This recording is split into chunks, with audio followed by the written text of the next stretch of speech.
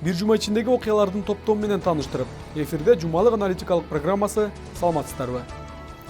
Бул жумада өкмөттүн кадр саясатында бир нече кызматтан алуулар орун алды. Алгач эле дүйнөнү кезип дипломаттык паспортто саякаттоого колдонгон социалдык өнүгүү министри Талайкүл Исакунова жумушунан алынды.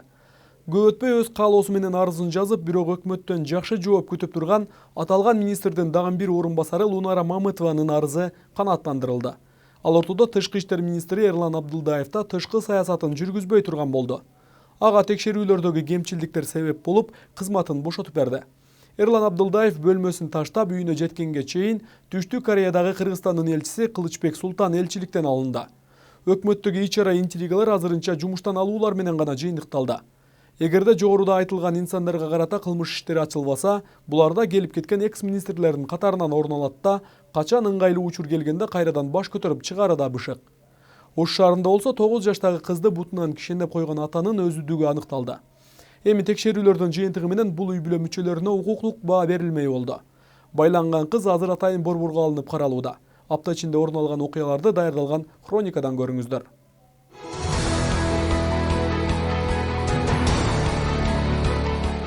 8 октябрь дүйшөмбү Ош шаардык прокуратурасынын мурдагы кызматкери Канжар Кадралиевден жабыркадым деген Мирлан Жолдошевдун үй бүлөсү ак үйдүн алдына чыкты.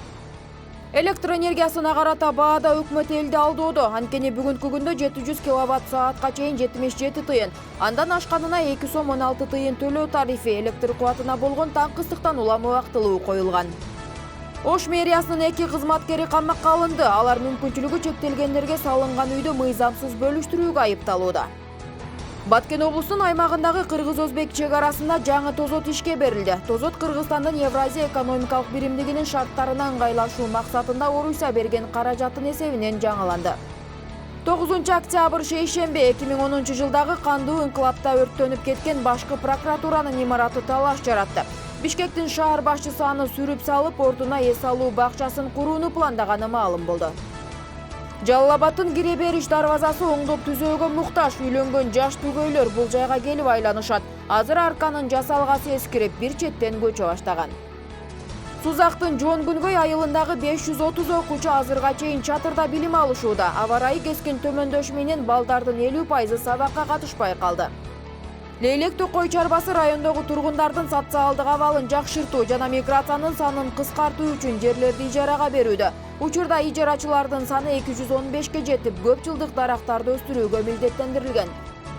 10 октябрь шаршемби Бишкек шаарынын мэри Азиз Сурахматов Кыргыз тесттен сынактан өтмөйүнчө анын кызматта олтурганы мыйзамсыз. Бул боюнча журналист Канышай Мамыркулова сотко кайрылган. Аймактарды өнүктүрүү жылында элет жериндеги маселелер чечимин тапкан жок. Ири өзгөрүүлөр мында турсун, кадимки ичимдик суусуна муктаж айылдардын саны арбыды.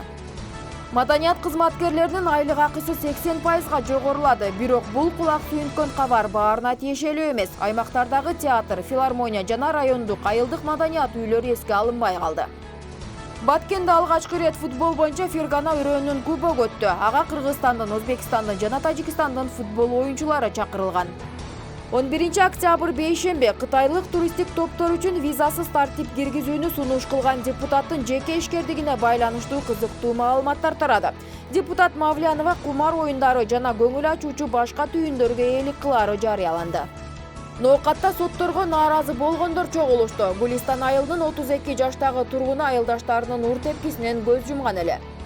Жалал Абад тогузторо жолу жабылды. Буга Сарыкыр ашуусундагы кооптуу абал себеп болгон. Мындай кырдаал жыл сайын күз айларынын орто ченинде катталып келет.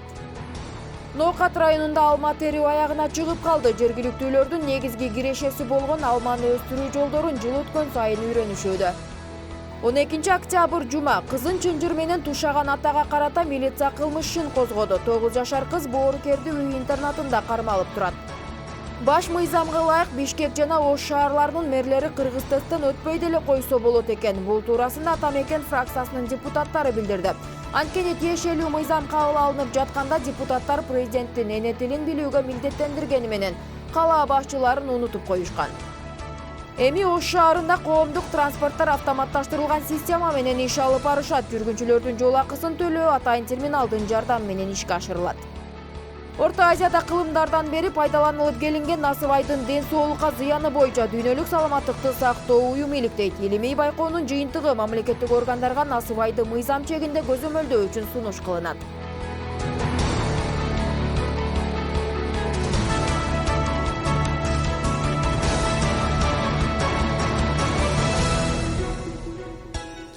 Өкмөттөн өзгөчө кадрлар келди. Мындай пикирди жаз айларында Мухаммедкалый Абылгазиевдин командасы жаратып турган. Депутаттар болсо мурда кийин иштегендер чогулуп эле эски өкмөттү түзүп келгендигин айтып күлүшкөн.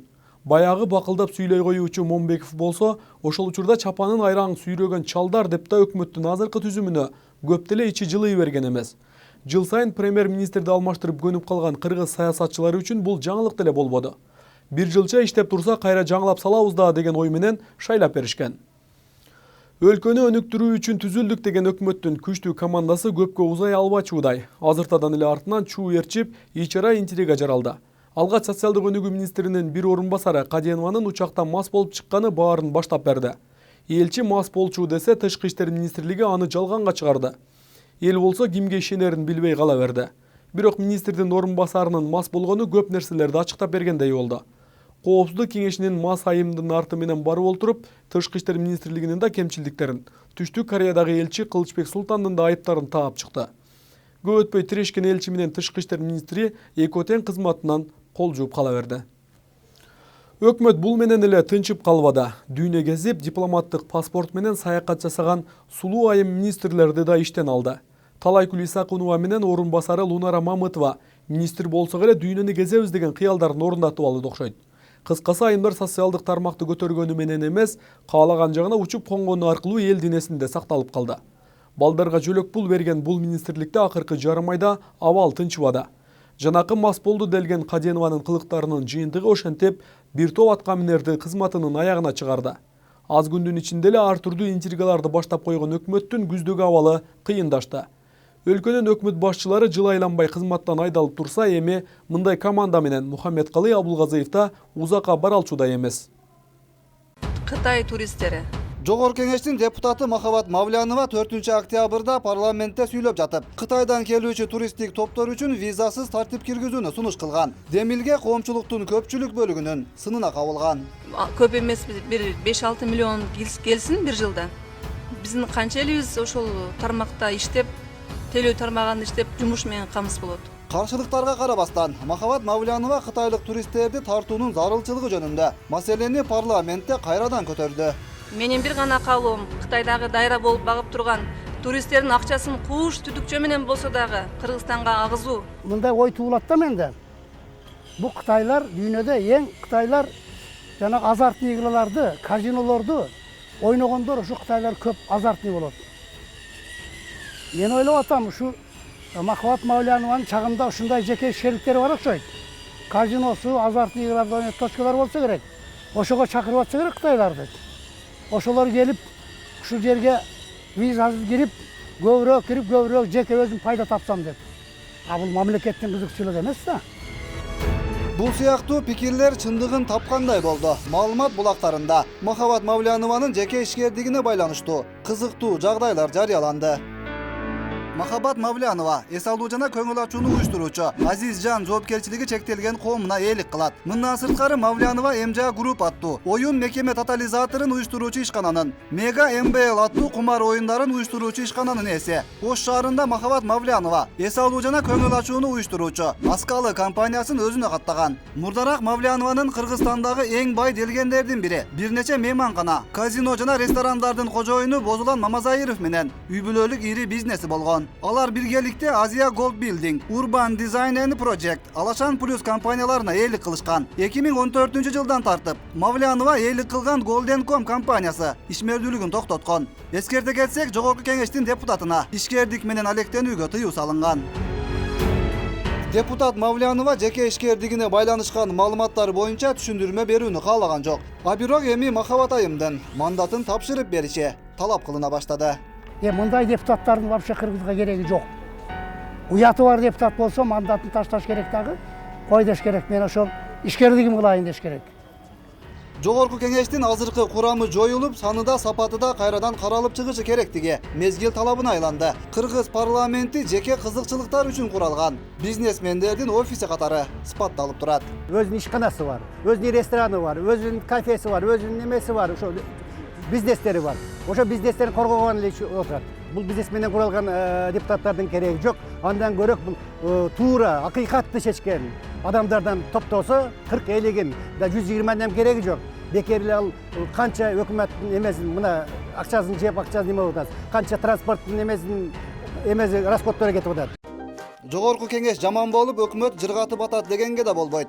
Биринен бири кем калбаган бул эки бийлик бутагынын жоруктары тарых беттерине кандай тамгалар менен жазылат болду экен. Балдардын өкмөтү бат эле кетти, чапанын сүйлөгөн чалдардын өкмөтү келиптир. Жаңы өкмөт деп жакшы сөз айтайын десем, жалаң эле буу өкмөт келиптир. Жаңы ажоонун артынан келген жаңы өкмөт курамы мына ушундайча тосуп алынган эле. Бирок ал кездеги сындар каралоо катары кабыл алынып, чындыгында өтө күчтүү кадрлар менен камсыздалган өкмөт келгени жар салынган. Мындай өзгөрүүлөрдү сезбеген болсок, анда коштошуу мен ойлойм кыйынчылыкка өтө турбайт. Өкмөт өз ишине киришти. Адегенде эле катардагы учак менен учуп баштаганда өңүт калтырган Абылгазиевдин кызматтык унаалары кырсыкка учурады. Ушуну менен жөнөкөйлүк акциясы жыйынтыгын тапкандай болду. Бир жыл ичинде социалдык коргоо министрлигинде министр канча жолу чет өлкөгө чыкты. Бул тушта өкмөттүн социалдык өнүгүү министрлигиндеги дүйнө кезген саякаттардын бети ачылды. Министр жана орун басарлары жер планетасын кыргыз элинин акчасына түрө кыдырып жүргөн айкын болду. Швейцария июнь 2017 жыл министр, АКШ Америкадан Аргентинага учуу, Санкт-Петербург, Лондон, Турин, Италия. Урматтуу министр, бүгүн сиз Болгарияга кетип атасыз, Я очень была расстроена этой ситуацией. Барбай калдыңызбы? 2017 жылдын 6-9 ноябрь күндөрү АКШда өткөн инновация аркылуу туруктуу ишенимге жетишүү деп аталган 3-чү глобалдык симпозиумга катышкан. 2017 жылдын 13-15 ноябрь күндөрү Аргентинага барып, балдарды иштетүүгө каршы күрөшүү боюнча 4-чү дүйнөлүк конференцияга катышкан. Өкмөт каршылык көрсөтүп, уруксат берүүдөн баш тартканына карабай, 2017 жылдын 16-18 ноябрь күндөрү Россиянын Санкт-Петербург шаарына кетип калган. Ал жакта КМШ өлкөлөрдүн калкынын социалдык жактан коргоо, миграция жана эмгек боюнча консультациялык кеңештин 30-чу мааракелик жыйынына катышкан. Ал эми Сеулдагы учакта чуу салып, коомго таанылган орун басары Зуракан Каденовадагы дипломатиялык паспортту жеке өзүнүн керегине пайдаланып жүргөндүгү белгилүү болду. Ал 2017 жылдын 24-27 апрелинде дип паспортту колдонуп, Ирандын Тегаран шаарына барып келген. Мындан сырткары эмгек өргүү учурунда окуу программасына катышып, Түштүк Кореянын Сеул шаарына 2-сентябрдан 22 сентябрына чейин жүргөн. Мындан сырткары прокуратура министрликтин жетекчилери 2017 жылдан ушул жылдын сентябрь айына чейин 26 жолу чет өлкөгө иш сапарына чыккандыгын ачыктады. Алар министр Талайгүл Исакунова 9 жолу чет мамлекетке барган. Улуу Британия, Кытай, Россияга 2 жолудан барып, АКШ, Швейцария, Сауд Аравиясы, Литва мамлекеттеринде болгон. Министрдин орун басары Лунара Мамытова АКШ, Германия жана Италия мамлекеттерине барган. Министрдин дагы бир орун басары Жылдыз Полотова Литвага 2 жолу, Венгрия жана Таиландка барып келген. Министрдин мас болуп чуу салды делген орун басары Зуракан Каденова 10 жолу чет өлкөгө чыккан. Түштүк Корея менен Россияга 3 жолудан, Казакстанга 2 ирет, Польша, Бельгия, Италия өлкөлөрүнө барган. Ошол эле учурда Тышкы иштер министрлигине иш сапары тууралуу кабарлабай жана анын жыйынтыгы боюнча отчет бербеген фактылар табылган. Ал эми Исакунова менен Мамытова сапардан келгенден кийин дип паспорттордун министрликтин адам ресурстарын башкаруу боюнча бөлүмгө өз убагында тапшырбагандыгы көрсөтүлдү. Мындан улам прокуратура аталган бөлүмдүн жетекчилигине административдик укуктарды бузуулар боюнча өндүрүштүк иш козгоп айып пул салган. Андан тышкары жогорудагы мыйзам бузууларды жоюу боюнча өкмөткө сунуштама киргизди. Я хочу подать в суд на депутата. Ачыктоолордун арты менен бул жумада министр Талайгүл Исакунова, анын орун басары Лунара Мамытова кызматтан кетти. Ал эмес, Түштүк Кореяда башталган спирт ичимдигине байланыштуу чуулуу жагдайдын арты Тышкы иштер министри Эрлан Абдылдаевдин жана элчи Кылычбек Султандын да кызматтан четтетилиши менен коштолду. Ал эми өкмөттүн облустардагы өкүлдөрү болсо, аймактарды өнүктүрүү жылында адаттагыдай эле чөнтөгүндөгү кайчысы менен лента кыркуудан башка кызмат көрсөтө алышпады. Бул чындык эми парламентке жетти.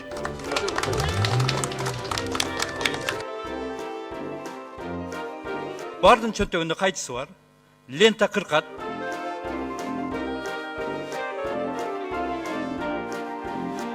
жатуу ишерлери эмне кереги бар? Айдаш керек булардын баарын, жоюш керек. Dear fans, Баса өкмөт курамында мактоого аларлык иштер да көп болду. Мисалы Абылгазиев англис тилинде куттуктоо сөзүн сүйлөдү.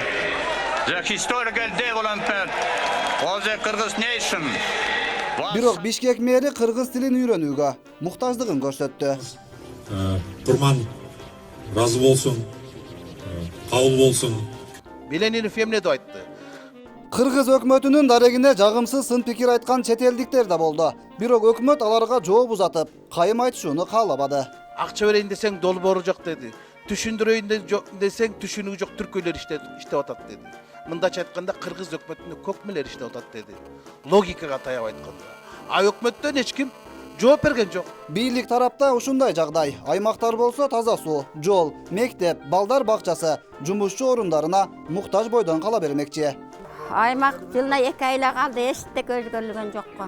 Эчтек өзгөрүлбөдү го. Жолубуз деле өзгөрүлгөн жок. Жашообуз деле өзгөрүлгөн жок. Ушу баягы өзүнүн кыйналган тирилигибиз. Айлыбызда болсо суу жок. Али өлүк кудуктак сууну ичебиз. Өткүрбек Рахманов, Замирбек Тойчубаев, 7 канал, жумалык үчүн. Өкмөт өз кадрлары менен алышып боло элек. Аймактар болсо мурдагыдай эле жашоосун кечирүүдө. Президенттин кабыл алып берген региондорду өнүктүрүү деген ураны азырынча жыйынтыгын бере элек. Жыл бүтөрүнө 2,5 ай убакыт калды. Дагы буларды канча күтөбүз деген элеттиктер сааттын өткөнүн эсептөөдө. Бир жылда баарын оңдоп салуу кыйын иш, бирок жылыш байкалышы керек эле. Ушул тапта таза суу же соц объектилеринин курулушу бүткөрүлгөн аймактар байкалбай эле турат. Аны аткаруу жагын бийликтегилер унутуп койбоптурбу дешип, жыл жыйынтыкталып бара жатканда жашоочулардын тынчы кете баштады. Ар бир бийлик алмашканда өкмөт жаңыланганда жаңыча убадаларга эл байкуш ишенип кала берет. Жыл өтүп өтпөй кайра ишеничтер ийгиликсиз чыга берет. Жаңы бийлик келип өкмөттү жаңылап болду. А бирок иштен дайын жокта. Айлык акы, пенсиялар 25 000 сом эмес, 26 000 сом болот дебеди беле. 1000 сом болсо да көп экен деп азыркы бийликти эл шайлады эле. Айлык акы азырынча кыймылдай элек. Аймактар өнүгүп кеткен жок. Тартип жаңыланып, уурулар жеген акчасын бюджетке төлөй элек. Коррупция болсо ошол бойдон турат.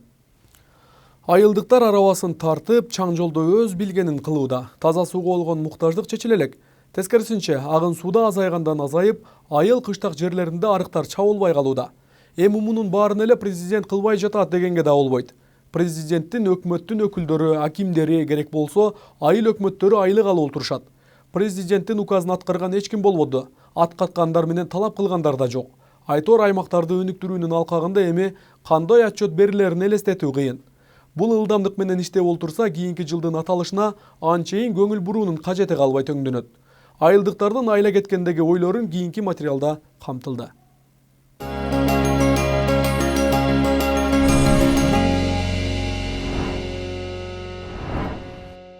Региондорду өнүктүрүү жылынын аяктоосуна 2,5 ай калды. Элетте турмуш аксаган абал бойдон турат. 10 айга жакын убакытта аткарылбаган иштер эми жанданып калбайт. Депутат чиновниктери жок айылдарга карабай бирдей көңүл бурулат деген ажоонун айткандар кайда? Мындай суроолуу көз караштар жыл аяктаган сайын көтөрүлүп баштады. Базар Коргон районуна караган Ташбулак айыл аймагында 170ке жакын түтүн бар. Качандан бери калыптанганына карабай, социалдык көйгөйлөр арбын. Эң негизгилеринен болуп таза суу ичүү кыйынга турат. Агын суусу да жок. Кайраккы жерлеринин катарында турган кадимки айыл. Бизде эң кыйынчылык ушу эгин-тегинге суу жок. Жогору жактан мурун болчу, мындан 5-6 жыл мурун болчу, дарбыз, коом, пакталар бар жок эгилчү. Азыр эми каналыбыз түшүп чыгып кеткен үчүн эч бизге эме жок. Мына ичкен суубузду дагы кудукка куюп алып ичебиз, кудуктан ичебиз.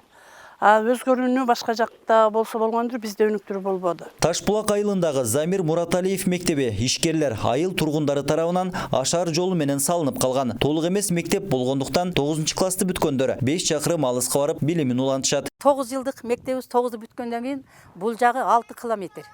Түшкөндөн кийин дагы 3 километр. Ошону басып барып Токтогулдеги мектепке окушат. Анан көбү чындыгында Жалбатка да кетишет, аяка бияка кетет. Анан эми бизге кана эми быйылкы жылы башталып бир болуп калса, бизге өтө ушу мектеп керек да. Эми негизги мектебиз бар, Кудайга шүгүр. Бирок бизге баягы эл катарында шартыбызга байланыштуу ушу орто мектеп көйгөй бар да. Айыл тургундары бул сыяктуу көйгөйлөрдү четинен санап бере алат. Эгемен жылдардан бери жаңы курулуш курулганын эстей да алышпайт. Жогору чыгып карасаңар, бомба түшкөн айылда эле болуп турат. Жолубуз деле мындай суу жок, бар жок, кургаган. Дарак өстүргөн дарактарыбыз ham курап мына кыйып отурабыз азыр. Балабакча, спорт зал, маданият үйү салынмак турсун планга да киргизилген эмес. Аймактарды өнүктүрүү жылдын жарым чакасы да жардамы болгон эмес. Мурдалары жакшы эле, агын суулар болот эле, коондарыбыз, эгиндерди бүт эгет элек, өзүбүздөн чыгат эле жеген ичкендерибизчи. 2018 жылды региондорду өнүктүрүү деп мына жарыялады, урматтуу агайын туугандар. Биздин айылыбыз эч кандай өнүккөн жок, кайрыла артта кеттик. Региондор бардыгы тегис өнүгүш керек. Бир көкүрт үчүн ушу шаарга түшөбүз, базаронго барабыз, Жалал Абадка барабыз. Ушундай тергелик кылып атабыз. Президенттин жарлыгынын жарыяланганына 10 айдан ашты. Аймактар алдыга жылып кетпегенин элеттиктер байкай баштады. Президент ураан туткан жылдын бүтүүсүнө болсо 2 айдай убакыт калды. Жыйынтык кайда?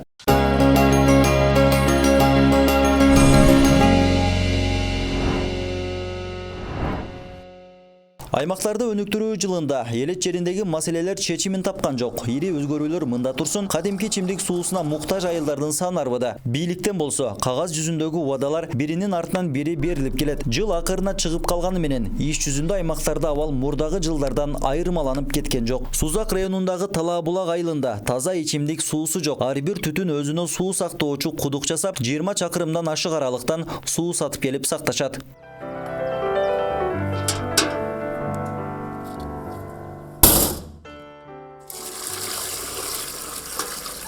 Келіп құйып берет. Ады болғанда дағы отырауыз ушу. Анан егін-тегін неметкенге су жоқ.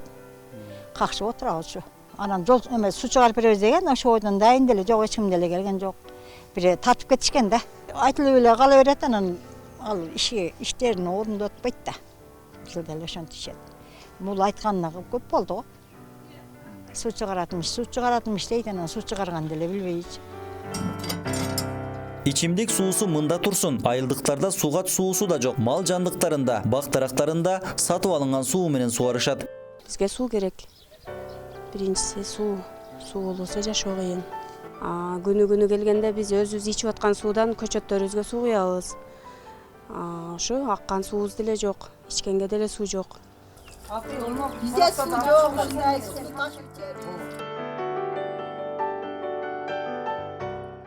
Эгер үйгө конок келип калчу болсо, абал ого бетер оорлошот. Ар бир кишинин колун жуугандан баштап тамак ашына чейин суу керек болот. Бизде суу жок, мындай коноктор келип калганда дагы суу проблема болот да, мындай жууганга, наркоберкилерге ушу. Бизде суу өтө кыйынчылыкта. Быйыл мен эмес, ушу айылдын баары күткөн. Айылда суу чыгып, сууга жыргап калабыз го десек, быйыл дагы деле жок суу. Таза суу боюнча программа кабыл алды. Ирригация боюнча, бул боюнча, ипотека боюнча, мына айтып кеткен. Андан сырткары больницалар сай кызмат көрсөтүү боюнча, мектеп боюнча, спортзал боюнча, жол салуу боюнча. Курук эле сөз. Аны уга берип тажап деле бүттүк, уккубуз деле келбей калдык. Башкача элестеттим эле, ал элестеткендердин бири деле жок. Келбей болбоду. Элди алдап эле келишет, дагы деле алдап келет, мына аткарылбады, бирини эч нерсе деле өзгөрбөдү да. Мен келин болгондо ушундай эле Талаабулак, ошол эле боюнча дагы деле эч бир өзгөрүү болбоду. Тилекке каршы аймактарды өнүктүрүүдө негизги жумушту аткарышы керек болгон жергиликтүү бийликтин өзү жардамга муктаж. Жумуш күнүндө Сузак райондук администрациясында электр жарыгы өчүрүлгөндүктөн акими да, анын орун басарлары да, атүгүл бөлүм башчылары да кызмат орууларында болушпады. Бир гана аппарат башчы кызмат көрсөтүүчү. Жылдын аягына чейин дагы убактыбыз бар. Ошол суу чыкпаган айылдарга суу чыгаруу боюнча иштер алып барылып атат бүгүнкү күндө. Таза суу боюнча бүгүнкү күндө калктын дээрлик 60% жашаган 1813 айылдын 267синде суу түтүктөрү өткөн кылымдын 50-60 жылдары коюлган. Учурда республика боюнча 653 айылга суу түтүктөрүн кайрадан коюу зарыл. Өлкө боюнча жалпы 1891 айыл болсо, анын 400дөн ашыгында таза суу жок. Өкмөт 2018 жылы 150 айылда таза суу маселеси чечилерин убадалаган болчу. Дагы деле дайыны жок. Дамир Кубанычбеков, Замирбек Тойчубаев, 7 канал, жумалык үчүн. Ошто кызынын буттарын чынжыр менен байлап койгон жергиликтүү тургунга карата кылмыш жаза кодексинин 161-беренеси жашы жетпегенди тарбиялоо боюнча милдеттерди аткарбоо менен кылмыш иши козголду. Бул тууралуу Ош шаардык ички иштер башкармалыгынан кабарлады. 5-октябрда Ош шаарынын эс алуучу бактарынын биринде бир бутуна жынжыр менен жүргөн кыз тууралуу жарандардан билдирүү келип түшкөн.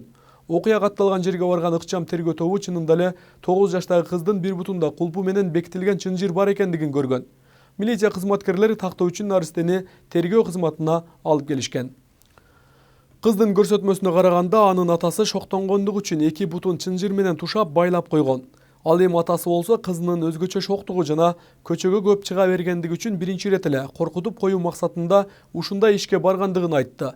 Мектеп мугалими болсо кишенделген кыз 1-октябрдан бери мектепке келбей жаткандыгын кыйытты. Атасы байлап койгон кыздын дагы 2 бир тууганы бар болуп чыкты. Эми териштирүүлөр жүргүзүлүп, анын жыйынтыгы менен баа берилет. Кыз азыр атайын борбордо каралууда. Эгер атасынын буга чейинки жаман жоруктары байкалчу болсо эле, башка балдарын да борборго алып койсо болот. Эми териштирүүнүн жыйынтыгы чынжыр салган атанын окуясына чекит коет. Балдардын укугу боюнча мыйзамга ылайык ата-эне болобу, мугалим болобу, ким болбосун балага күч колдонууга акысы жок. Эс алуу багында жаш кыздын буту тушалгандыгы жөнүндө кабар алгач милицияга түшкөн. Ыкчам тергөө жетип барган учурда 9 жаштагы кыздын бутуна чынжыр байланып, кулпу менен бекитилген абалда табылган. Тергөө жүрүп, кыздын атасы сабак окубагандыгы үчүн ушул жолго барганын айткан. Буга карата 161 жашы жетпегендерди тарбиялоодо милдеттерди аткарбаган деген берене менен кылмыш иши козголгон. Тиешелүү экспертизалар дайындалды. Бул кызына карата медициналык анан психиатриялык экспертизалар ошонун жыйынтыгына жараша мындан нары дагы ошол тергөө иштеринин жүрүшү уланат да. Ошонун экспертизанын жыйынтыгына көз каранды болот. Бүгүнкү күндө атасынын жашаган жеринен эч жакка кетпөө боюнча тилкат алынган. Ал эми факт боюнча иликтөө иштери жүрүп жатат. Окуя бул 4-октябрда болгон. Ош шаарындагы Навай паркында ушу жашы 9-10 жаштагы кыздын бутундагы жынжыр менен байланып жүргөнүн көрүп, жарандар бизге кабар берип, окуя болгон жерге барган милиция кызматкерлери чындыгында эле бир жак бутунда жынжырды сүйрөп жүргөн ушу кызды табышып, анан алып келишкен. Кыз өзүнүн көрсөтмөсүндө атасы ушундай ишке баргандыгын айтып жатат. Кыз Боорукердик үй интернатына жайгаштырылды. Атайын дарыгерлер, адистер иштеп жатат. Ал кыз 5-октябрь күнү кечинде поступать этти бул жакка. Соцработниктер аркылуу милиционерлер алып келип тапшырып койду. Социалиясы өтө оор болчу. Кийим баштары кир, өзү дагы кир. Анан бул жерде азыр жашап атат, адаптация болуп атат. Психологдор иштеп атат. Качып кетмесин деп байлап койгонмун. 9 жаштагы кыз буга чейин үйдөн качып кетүүнү адат кылган. Атасы сабак окутууга аракеттенип, бирок натыйжа болгон эмес дейт. Үйдөн кача бергендиктен байлап коюуну туура көрүптүр. Качып кетмесин деп биргемети качты да.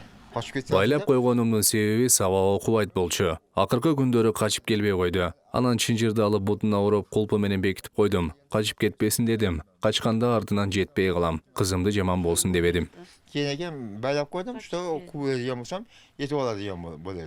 Өспүрүм кыз Ош шаарындагы мектептердин биринде 4-класста окуйт. Ал бир нече күн мектепке да барган эмес. Мектеп директору кыздын абалынан кабардар, аны өз көзөмөлүнө алган. 1-октябрь күнү ал мектепке келбей койду. Анан мен аны хабатыр алып үйүнө бардым.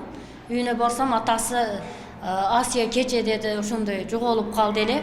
Биз аны таптык. Азыр мен барганда бала үйдө жок экен. Чоң энесиники апасы менен кетти деди. Biz soцпедагог менен барган элек, биз ишенип үйгө келдик. Эртеси күнү энес мен сабак өтүп атканымда ошондой бала жоголгон деген кабар келди. Анан биз милицияга бардык. Бала ошол жерде экен. Кыздын үй бүлөлүк абалы боюнча социалдык коргоо кызматы иштеп жатат. Тестер кыздан башка дагы 2 бир тууганы бар экени аныкталган. Балдарга кооптуу жагдай жаралса, бир туугандар да камкордукка алынат. Азыр тактап атабыз. Эгерде апасы да урукчан, анан кийин атасы дагы мурунку соттолгон деген маалымат түшүп атат да. Азыр иликтөө иштери жүрүп атат. Эгерде ошондой аныктала турган болсо, биз сөзсүз түрдө жана 2 баланы дагы алганга укугубуз бар. Андан кийин аларга ошол жана психологиялык, медициналык жардамдар көрсөтүлүп, анан ошол тууган уруктарын издеп, ошол апасынын туугандарына бергенге аракет кылабыз. Бирок учурда бала бизде Боорукердик үй интернатында жатат. Ош шаарында жыл башынан бери жакындары тарабынан зомбулук көргөн 16 учур катталган. 4 учур балдардын зордукталганы аныкталган. Ал эми социалдык коргоо кызматы тарабынан 3 факт боюнча жардам көрсөтүлгөн. Зомбулукка кабылган 16 учурдун 3 фактысы райондордо жүз берген. ЮНИСЕФтин акыркы изилдөөсү боюнча өлкөдөгү балдардын 70% үйүнөн же мектептен кордук көрөт. Булардын ичинде өз ара сүйлөшүүгө келип окуя жазасыз калгандар да бар. Өспүрүм кыздын келечеги кандай чечилет тергөөнүн жана социалдык кызматтын иликтөөсүнөн кийин белгилүү болот. Ага чейин кыз балдар үйүндө жашап турат. Бул кабар коомчулуктун кызуу талкуусуна алынды. Айрымдар атасын аталык укуктан ажыратуу керек деп жатышат. Бирок атайын кызматтардын иликтөөсү бул окуяга чекит коет. Азиза Пусурманкулова, Аскар Маматисаков, 7-канал, Ош шаары, жумалык үчүн.